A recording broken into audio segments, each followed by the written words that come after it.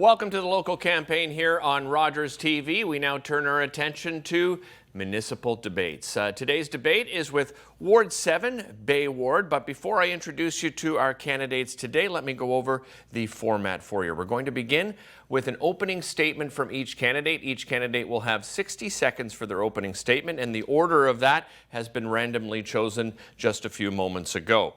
Then we'll proceed to a series of questions on some of the big topics that are affecting residents in our city.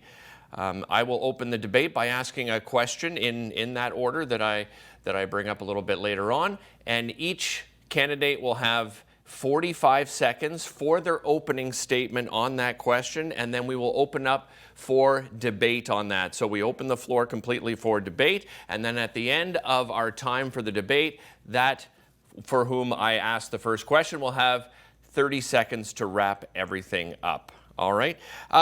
We'll go through a number of different topics in that manner, and then of course we'll wrap things up with a conclusion with closing statements from each of those candidates. They will have 60 seconds to do so. So to start things off, I will introduce our candidates here today. First we have Robert Hill. Welcome, Robert. Next, Othman Alhusain. Welcome, Othman. And Theresa Kavanagh. Welcome, Theresa. Thank you all for being here. So, as I mentioned, we'll open with the opening statements from each candidate. You will have 60 seconds. Robert Hill, we start with you. Good morning, Bay Ward. My name is Robert Hill, and I'm running to be your next representative at City Hall.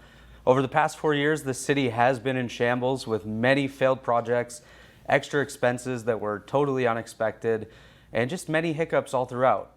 It's time for change in the city. It's time for a fresh perspective, a young perspective at City Hall. And you see that all throughout the city. There's going to be a lot of changes, and I want to be the next voice for you.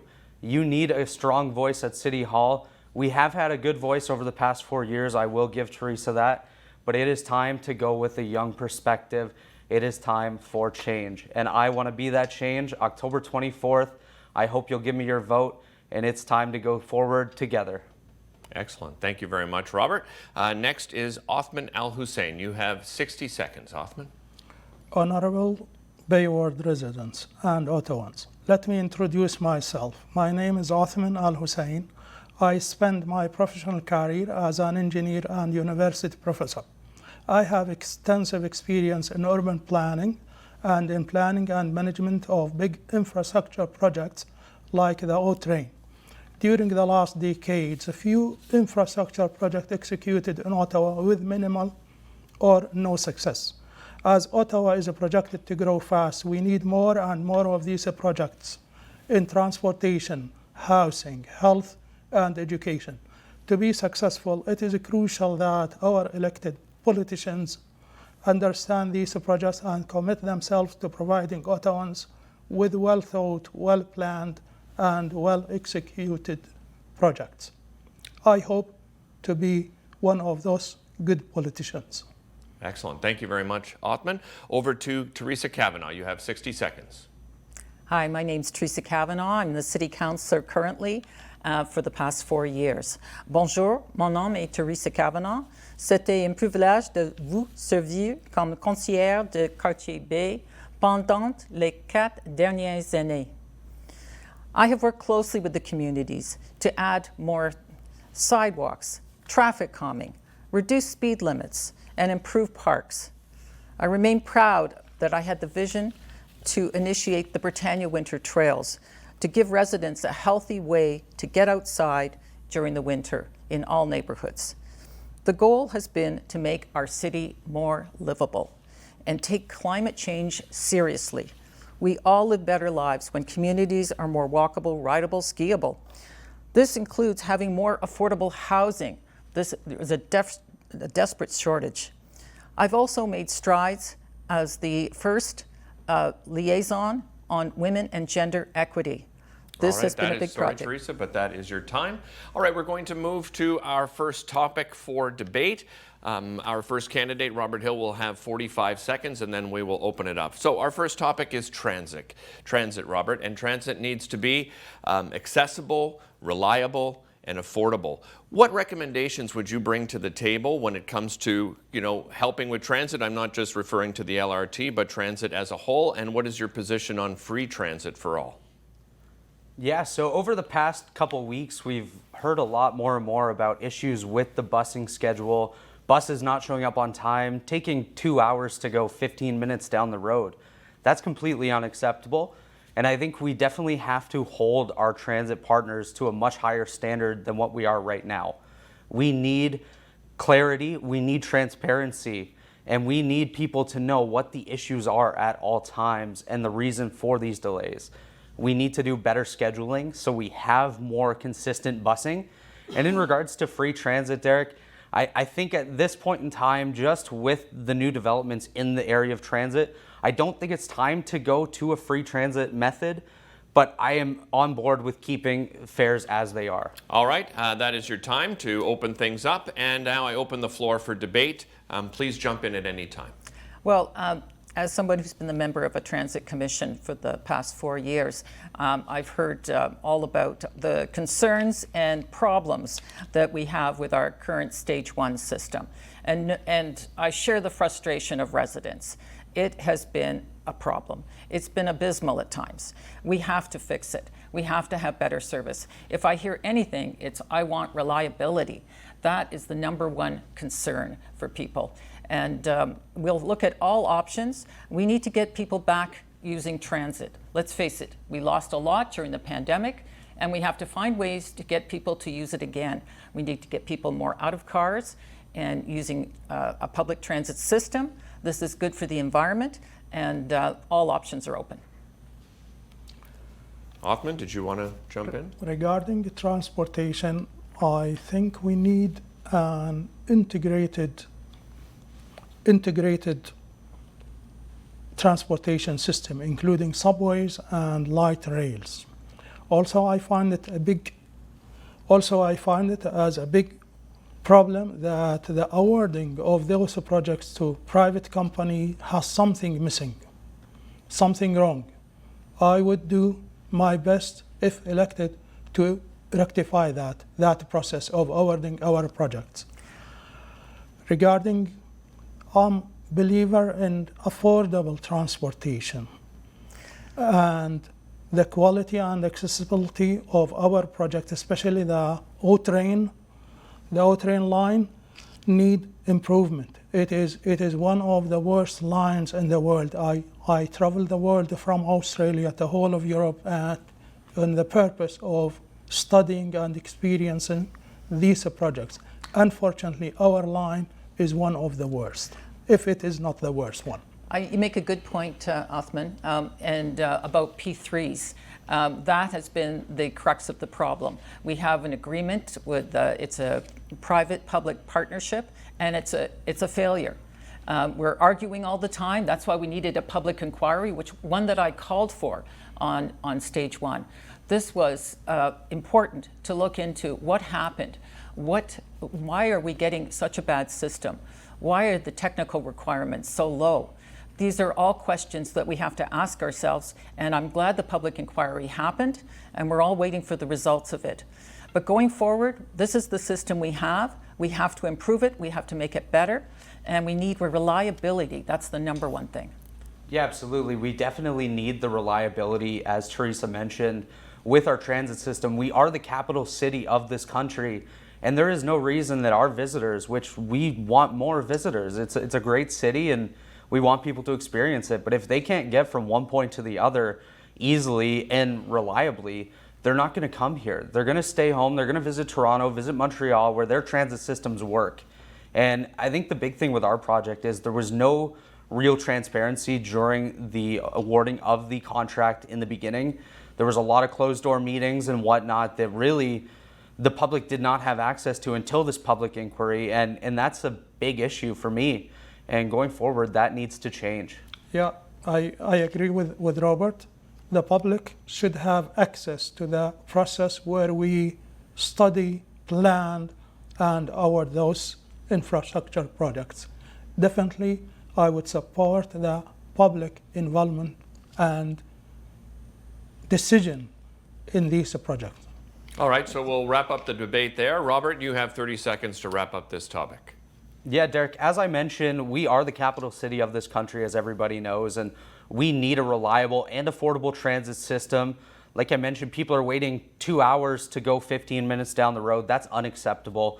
Going forward, we need a better transit system. I will fight for a better transit system, and any contracts going forward related to LRT or OC Transpo in general needs to be transparent. Transparency at City Hall is key, and I will fight for that. All right, so that ends that first topic. We move on to our second topic. Othman, you'll have 45 seconds to open up this debate. How would you help balance the need for further development and intensification while keeping in mind the need to preserve green space here in the city of Ottawa? It's good. We have to depend on underground construction for a transportation system, like subways and light rails. We should take our systems, lines to all outside area like Kanata, Orleans, Barhaven.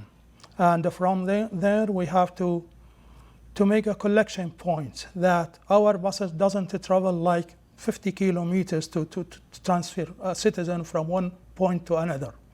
We need to have big centers around the city, and from those centers to the downtown, transportation is easy and fast and comfortable and clean. All right, just a reminder as well, and I appreciate the answer, Othman, but as I open up the debate, you know, when we talk development intensification, we're talking about building all infrastructure in general, not just public transportation. So it's open for debate to everybody. Yes, well, it is a difficult one, but we have to have intensification. Intensification means that we're all living closer together, and we're not using as much green space. One of the biggest problems is having sprawl. Sprawl means that we're building more and more suburbs, we're going further and further out. And talk about expensive for transit system, that's how transit systems get expensive, by having to serve people further and further out. We need intensification, especially around transit stations.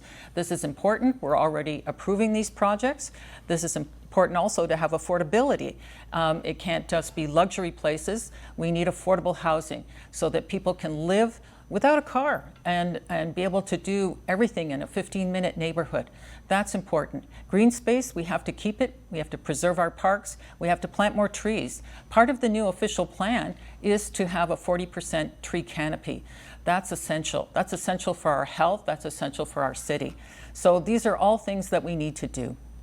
Absolutely. And as Theresa mentioned, you know, development is such a key issue in the city. Affordable housing is a key issue as well. We've heard from many people in this city that there is not enough affordable housing out there. People are having to move out of this city in order to be able to afford to live. The cost of living is going up, and so are our house prices. We need to work on that. We need affordable housing to keep our residents in this city.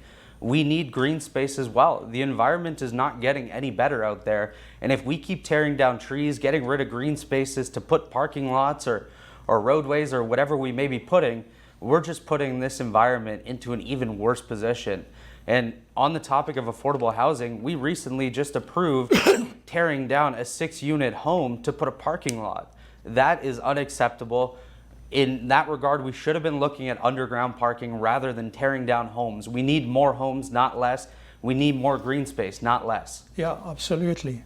And all the development, intensification you are talking about, we should try our best to bring it as close to transportation line, the lines that I mentioned as subways and light rails lines. We should put our building close to these stations that people doesn't feel that they need to use their car to go to the downtown or from one point to the other in the city. Of course, we need a lot of affordable housing.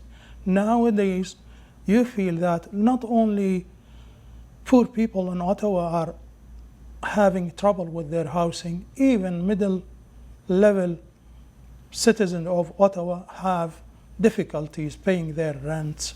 So we need to think totally in different way. in building more houses, more affordable houses. We should bring bylaws or whatever it takes to keep the rents low and build a lot of rental or housing units as close as possible to those transportation stations. Absolutely essential. Affordable housing is absolutely necessary. You only have to look at the market and see what it costs to rent an apartment. To buy a home is way beyond the means of people even with good incomes. This is wrong. We need more units, and they need to be accessible to public transportation. Inclusionary zoning is incredibly important, and we have to work on our policies and keep them strong, so that people can live in a neighborhood where they don't have to rely on their car. This is important. Othman, you have 30 seconds to wrap up this topic. Over to you.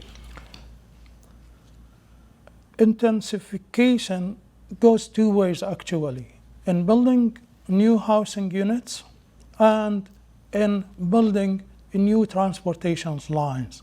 To me, transportation of viable transportation is subway and light rail transportation. Buses are not the best. Buses are good to transfer people from the outside of the city to the transportation centers. All right, Othman, that is time. We move to our next topic of debate. Theresa, you'll have 45 seconds. Our next topic is the city's budget. There's growing concern over the amount of debt that the city is taking on. What would you set, or where would you set the tax rate over the next 4 years, taking that debt into account? I think we have to look at everything, and we have to look at smart spending. One of our big issues is how we spend and how we give money to that doesn't make sense. For example, $2.9 million to a Porsche dealer. Does that make sense? Of course it doesn't. We have to look at all the ways we spend money and get smarter about it.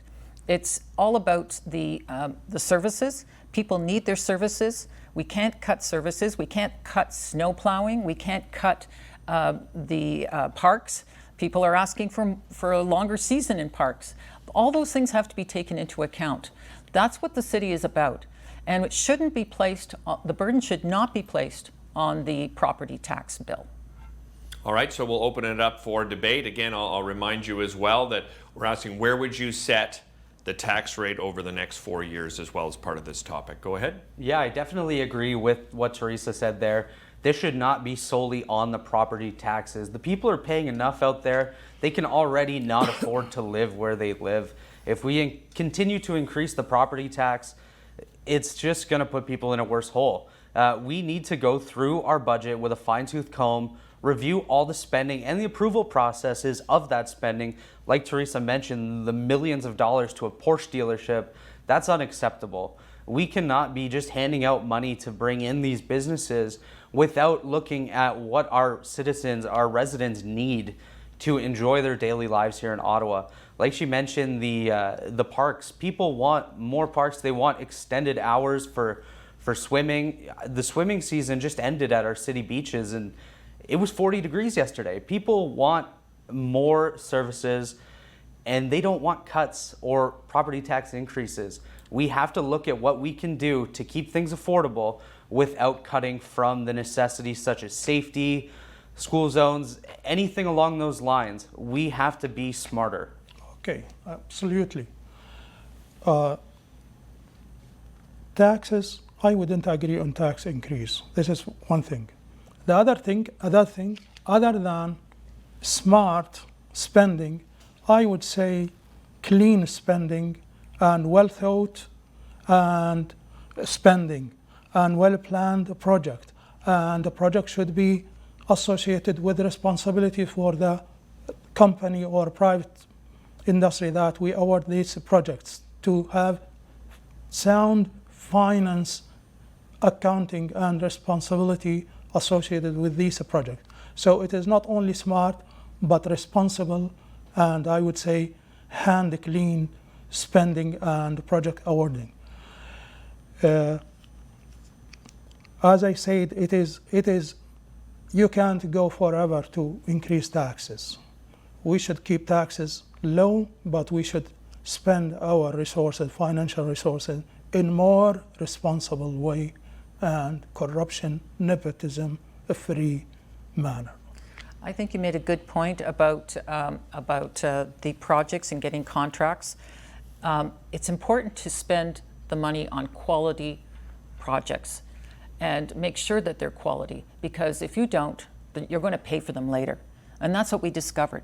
If you have problems, if it breaks down, you're going to have to spend money on getting this is the transit system, the LRT. You're going to have to get the R1 buses in to replace the train service. This wouldn't happen if it was a better service. This is money we're spending that we shouldn't. We're also spoiling the reliability because we're taking buses off regular routes. But in terms of the spending, it's about spending smart. And that's an example, getting good quality products and service. Absolutely. And a big thing I mentioned earlier is transparency at City Hall. You know, we're making too many spending decisions without really consulting the public en masse. We have to be able to speak with the residents of this city to really get their input on things as well, because at the end of the day, this is their city, that is their money. And the fact that just a few people can go out there and spend this money on projects that really don't benefit this city makes absolutely no sense.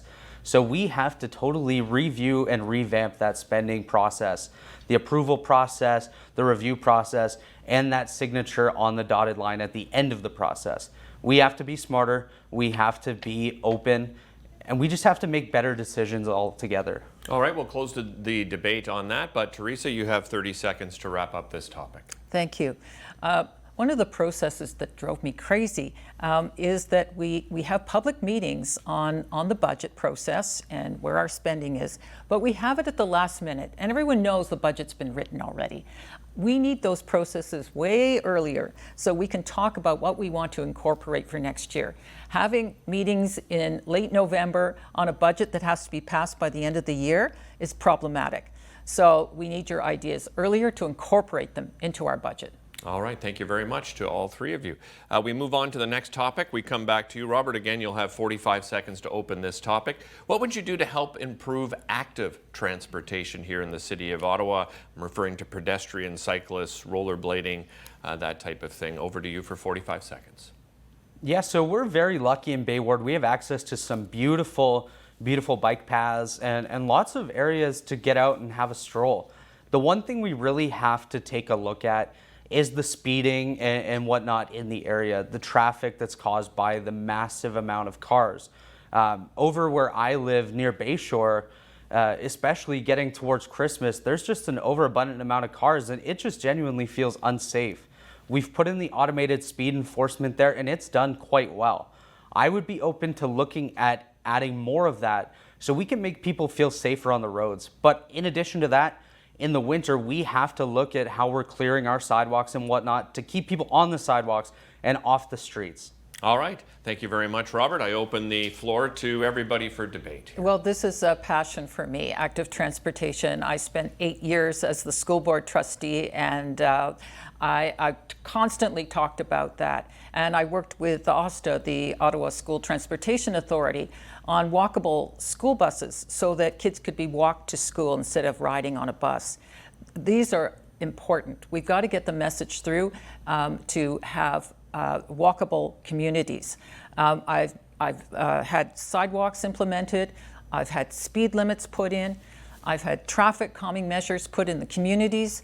These are what people want. They want safe neighborhoods, and that's what will make it for active transportation, for walking as well as cycling. I'm somebody who cycles a lot, so I check out all the areas. If there's concerns, I go cycle it myself and see what are the concerns.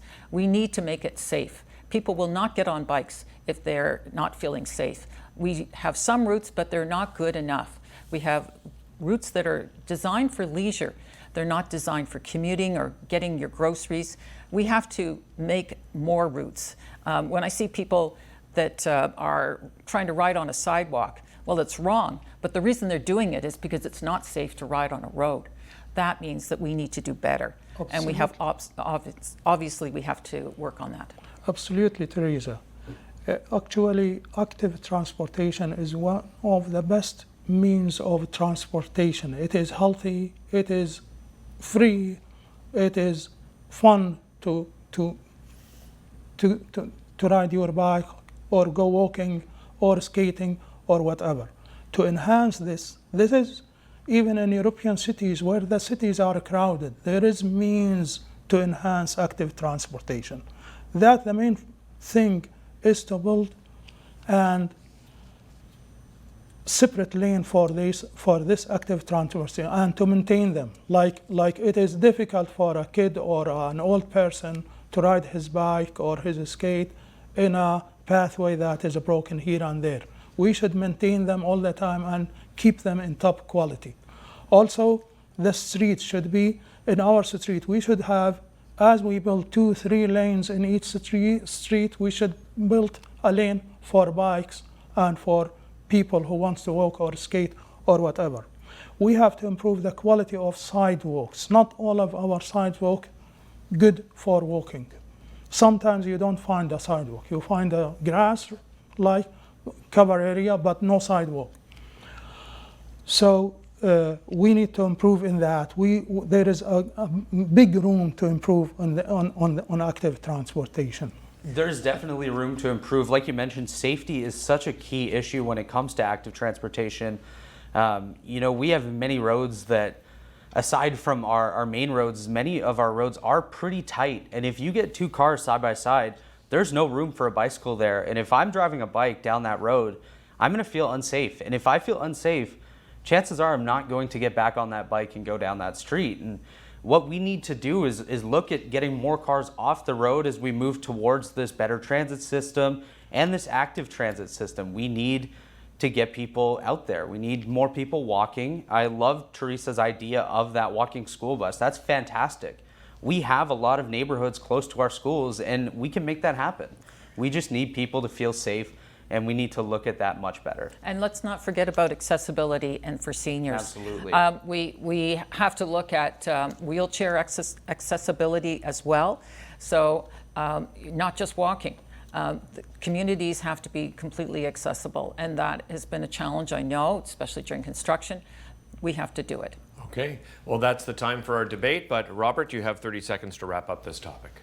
Yeah, as Theresa mentioned, accessibility for the disabled as well is quite a big issue. We have many sidewalks that have large cracks in them.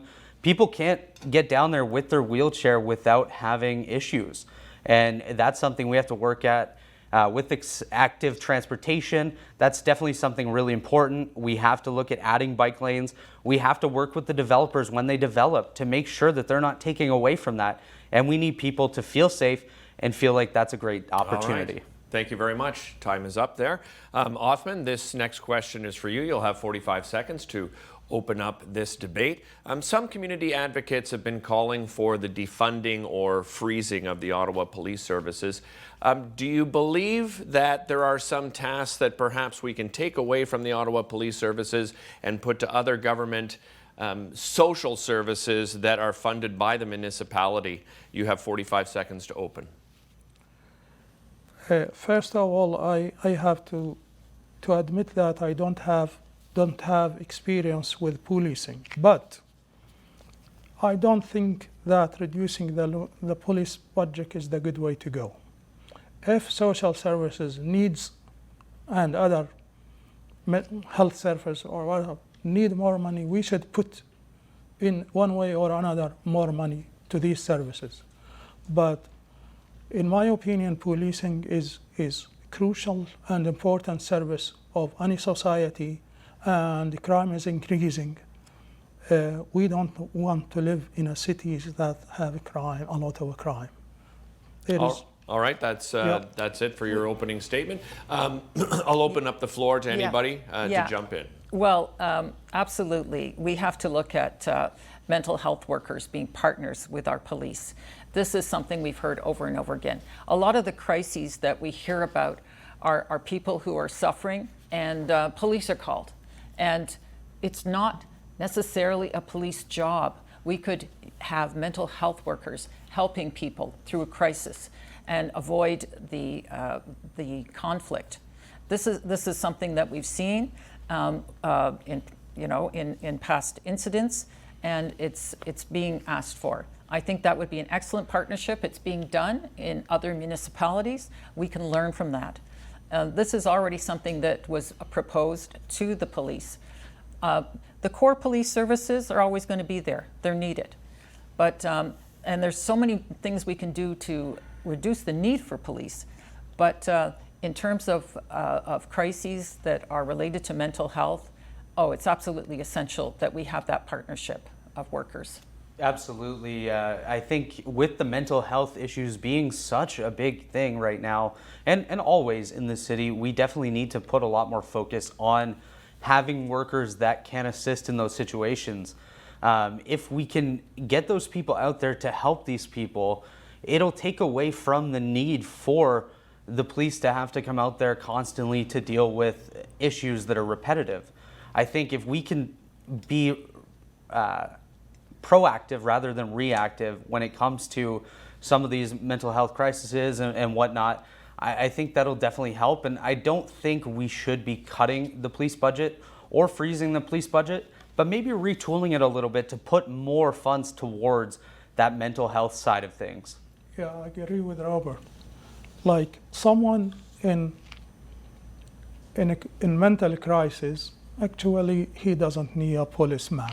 He needs a social worker, probably health professional, and we should put more money in these services. We should support them, back them to do their job, and then not to throw their job to the police. The police has different sector to serve in, and mental health problems should be kept as social worker and health problem. We certainly need more options. For example, why do police get called when somebody is homeless and they're sleeping on the street? What has that got to do with policing? We need to help that person. And as Othman said, we need social workers, we need people out there helping them. It's not a policing matter. We need help for on our social services. That's a big part of the reason that police are called. People are scared. They think that someone is problematic, but there are experts who can help them. And that's what we need to do, is deploy them, not police. Absolutely. We definitely need to look at who we're sending out to certain calls.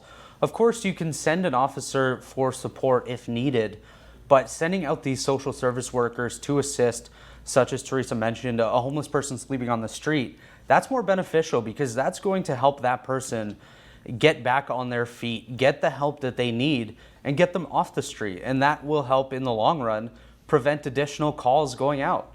We also have to look at the issue of these shootings in the city. A lot of those obviously do involve gangs and whatnot. So if we can keep the disengaged youth involved, I think that's going to be a great opportunity as well to help save the police from having to go out to so many calls. All right, that does it for the debate portion. Othman, you have 30 seconds to wrap up this topic. Yes, absolutely. As I said, we should enhance our social services, and on policing, we should define very well the task that the police should be responsible for. We should support them with that. We should bring laws to curtail those shootings actually in our city. It is unheard of that a city have 2, 3, 4 shootings a month. All right, that is time. Othman, thank you very much, and thanks to all three of you. All right, our next topic of discussion, we go to Theresa. You'll have 45 seconds to open this. We've talked about active transportation, but let's be honest, many people are still using their cars. Road infrastructure, incredibly important. People are frustrated with the condition of roads. How do we ensure the worst roads are taken care of or moved to the top of that list and prioritized while also scheduling other infrastructure around that? Theresa, you have 45 seconds. Okay, well, that's something that we deal with all the time in our office. Pothole season is March, April, and we have to repair those roads. Well, why do those roads get so bad in bad condition because of heavy traffic. So by reducing traffic, that would be the number one way to have less wear and tear on roads. If you go to a place like Gatineau Park on the Parkway, you see any potholes? No, because they don't have heavy trucks and cars and vehicles on them. They're for very light use. So you need that. That's very important. But we do need to keep our roads in shape, and I work closely with residents when they have concerns. I bring them forward, and we prioritize them. That's important as well. All right, I now open it up to all candidates to debate this topic. Yeah, absolutely. It's very important to take a look at the traffic flow coming down these roads. Obviously, we have some incredibly busy roads in our ward. Carling Avenue is constantly bumper to bumper coming down during rush hour. We have to look at ways to try to get more vehicles off that road and maybe onto other streets, or the people using those alternate methods of transportation, such as our active transportation options, our public transit. Obviously, we have LRT that's going to be set up soon. We need people to look at going that route. But in regards to the roads and the roads deteriorating, we have to look at redoing those roads rather than just patching. The patches do not hold, and I've seen personally going down Carling Avenue, hitting a massive pothole that had just been refilled, but we had a big downpour just after, and all the fill that they put in was out. So we have to look at how we're fixing these things and fix them properly rather than just patching here and there. Absolutely. Actually, as an engineer and as someone who lived in different cities, European cities, I can see the difference between Ottawa and other, like, let me say, well-developed cities. Yeah, thanks. I noticed that, well, road repair, we need it all the time because especially here in Ottawa, we have hot summer and we have very cold winter. So the road would break. We need all the time to do road repairs. But I noticed that any repair taking place in Ottawa streets takes ages to finish. We should shorten the time allocated to the repair works. The streets are turned upside down, the city unnavigable because of that. We should find a way to shorten the period for repairs and repair them well. Of course, public transportation, if we plan it and we do it in good manner, there will be less need on using the car on every day and every citizen life. So the roads will be better. I have one concern about a comment Robert made, and he said to divert cars to other roads. A little concerned about that because they may be residential roads, and that's exactly what we don't want. We don't want to increase traffic on residential streets. So let's be careful about that. I don't think you really meant that, but no. Just be careful because we keep the heavy vehicles out of communities. That's why we put in traffic calming. It's to slow people down, and we want people, if they drive slower, that's better on many levels. It's safer, and it's better in terms of road wear and tear. So that's important as well. But ultimately, we should keep the roads in good shape as much as we can. They do get repaved from time to time. A good stretch of Carling was repaved. There's always those problems. Right now, we've got a construction period because of stage 2 construction, so it makes it a little difficult. I'll just let Robert jump in here because you'll have an opportunity to wrap up. Okay. I think, Robert, you wanted to... Sure. Yeah, so just quickly on a point that Othman made, it does take a long time for these repairs to happen. We're closing off lanes for sometimes weeks or even a month at a time. And what that is doing is it's putting more traffic, more load on the opposite lanes. And all that's going to do is deteriorate that lane. So we have to look at how we're doing these projects, if we can speed them up. We have to review the process to see, maybe we can send an extra crew to get that done much quicker rather than putting more load on the other lanes and just causing another project that's going to cause more frustration. All right. Theresa, you have 30 seconds to wrap up this topic. Thank you. As I said, volume is a big factor. Having heavy trucks, etc. These roads are well used. Carling has been used as an example a lot.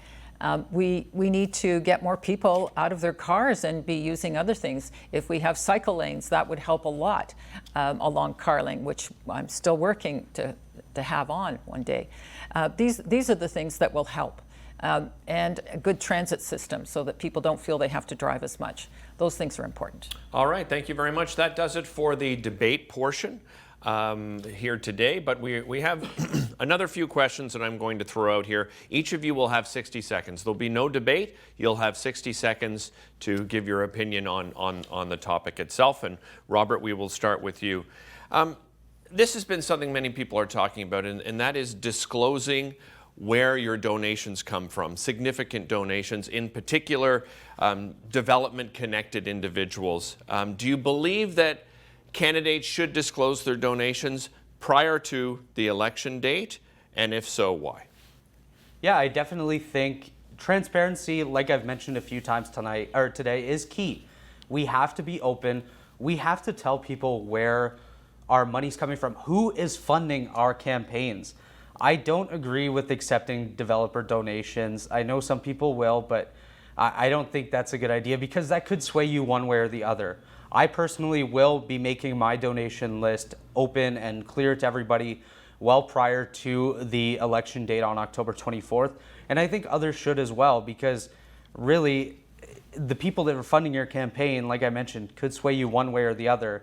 And if I'm voting in that election, I want to know who's behind the scenes, who's in the corner of my candidate, and really who's the bug in the ear of that person that I'm voting for. Excellent. Thank you very much, Robert. Othman, you have 60 seconds on the same topic. Yeah, definitely. I would agree with Robert in that subject that that donation should come from voters, from citizens of Ottawa, not the developers. The developer, once he puts her money for a candidate, sooner or later he will bug the ears of that candidate to do things to his like or to his taste or to his benefit. So in summation, I would think it serves democracy better and clean politics better if we curtail our donation to citizens only and to be fully transparent about the money, where it came from, exactly which person in Ottawa behind it, whether he is a contractor, developer or not. Okay, thank you very much, Othman. Theresa, you have 60 seconds on the same topic. In 2018, my donations were examined. Of course, it was after, because that's when they're disclosed back then, and to show that I had no contributions from developers. So I fully expect that it would be perfectly fine to disclose them ahead of time. I think that makes sense. There's an old expression: "You dance with the one who brung you." And so people feel that, well, if a developer gave to you, you're going to do him, her favors. And that's what people are concerned about. No, I'm working for the people of Bay Ward. I'm working for the people of Ottawa overall on many issues. And they want somebody who's strong and experienced, and that's why they gave me a donation. All right, so same format for the next question. I'll start with you, Othman, for this particular question. Each of you have touched on affordable housing and how important affordable housing is. In particular, a lot of residents are looking for more affordable rental housing. Outside of how important it is, what concrete solutions can you bring to the table to help make that happen? Othman, you have 60 seconds. It is really the most important, in my opinion, subject to citizens in the world and on Ottawa is affordable housing. I would suggest that the city compel new housing developers to give portion of their units to the city to rent them in an affordable manner. This percentage, whether it is 10%, 20%, 30%, it is matter for our citizen debate and our politician debate. Of course, the city should build a lot of housing units. Also, this is not probably the task of the local politicians, but I think this huge amount of immigration to Canada make housing even worse. We should look for that, even posing it for a while. Thank you, Othman. Appreciate it. Your time is up. Theresa, over to you. Same topic, 60 seconds. Affordable housing is incredibly important. I'm on the board for Ottawa Community Housing, and we're in the midst of building housing. So it's something that we have to do. We can't seem to do it fast enough because the demand is there. There's over 12,000 people on the waiting list. And people have a harder time moving out of Ottawa Community Housing because they can't afford regular rent once they're ready to do that, because the jump is so high, because rent has gone up so much. So these are things that I'm very concerned about. I'm looking at all ways to find affordable housing, including talking to faith communities about their properties and turning it into accessible, affordable housing. These are all options we have to look at. Housing is very important. It needs to be in good locations, near transit. It needs to be affordable and accessible. Thank you very much, Theresa. Robert, do you have the final 60 seconds on this topic? Yeah, Theresa made a great point about location being so important in the affordable housing area. If people can't get to and from work as well from where they're located, they're not going to be able to afford any sort of home. So we have to look at location, location, location, but we also have to look at all these new developments that are coming up. Why is there not a larger percentage of those homes being set aside for affordable housing? We have to work with these developers. We have to work with the approval process at the city to make sure that this is implemented into the approval process of these new builds. We also have to look at all these vacant homes and vacant lots in the city. Why can we not step in and have that discussion about turning these locations into some sort of affordable rental income or rental home so people have a place to live? It's so important, and it's something that I will continue to fight for and continue to speak to everyone about to learn more. All right, thank you, Robert. Next question, I will start with you, Theresa.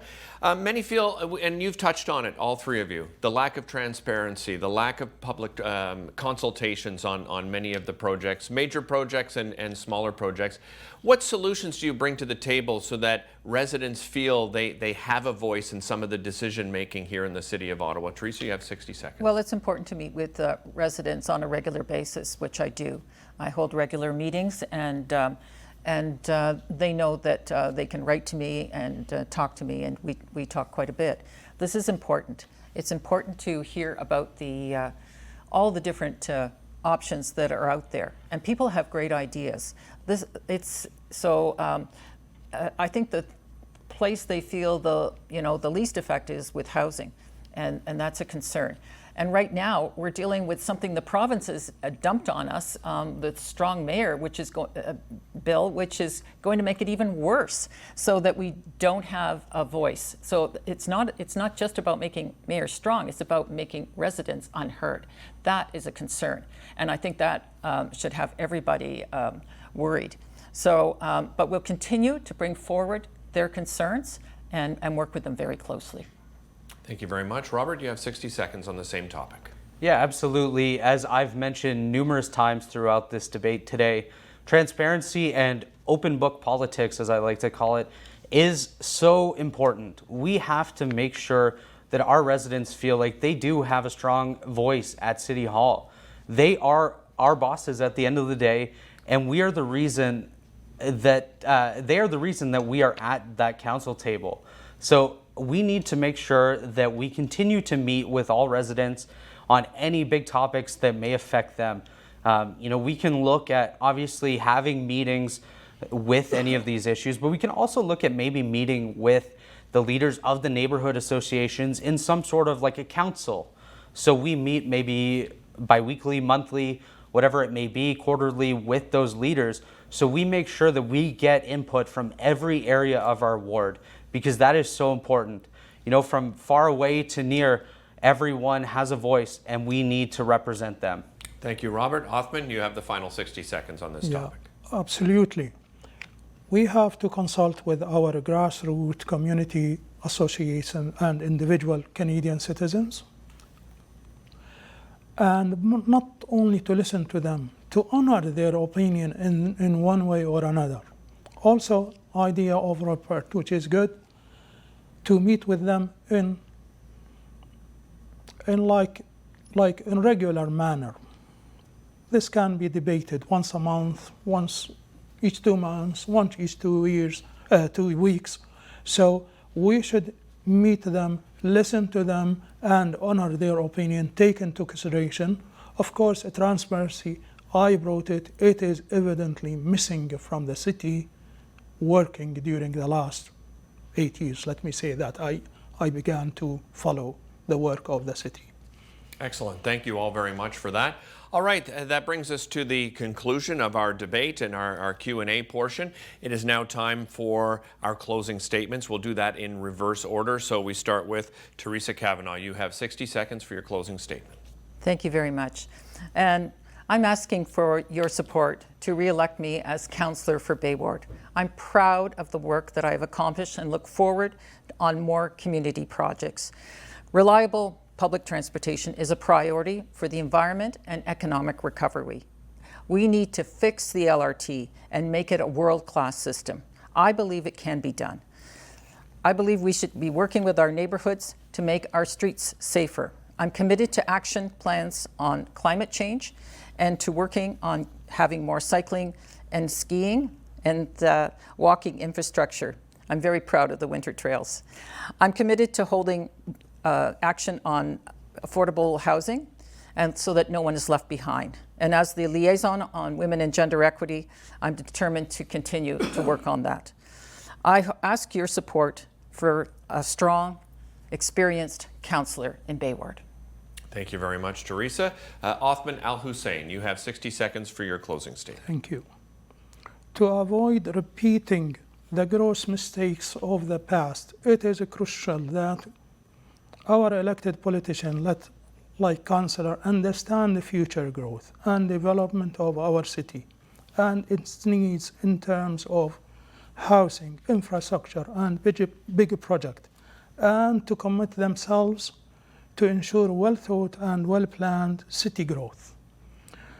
If the honorable residents of the Bay Ward decide to elect me, I promise to be a good, clean-handed and thoughtful politician, serving and protecting the interest of Bay Ward residents and all Ottawans. Excellent. Thank you very much, Othman. Robert Hill, you now have 60 seconds for your closing statement. Thank you, Derick and Rogers TV, for having me today, and thank you, Bay Ward, for tuning in and spending the last hour with us. My name is Robert Hill, and I am here to be your next voice at City Hall. Although I may be young, I do have the drive and passion to represent you and make positive change in this city and in this ward. Over the next 4 years, if elected, I will fight for affordable housing. I will fight for affordable and reliable transit. I will fight to keep our green spaces and add additional trees because we definitely need those. I will fight for safe streets and especially safe school zones. That's been such a hot topic that I've heard over the past few weeks, past few months, and we need to stay focused on that. I thank you once again for tuning in today, and I hope on October 24th, you put a check mark next to my name on your ballot, and I will gladly represent you for the next 4 years at City Hall. Excellent. Well, thank you very much. Thanks to all of our candidates here today.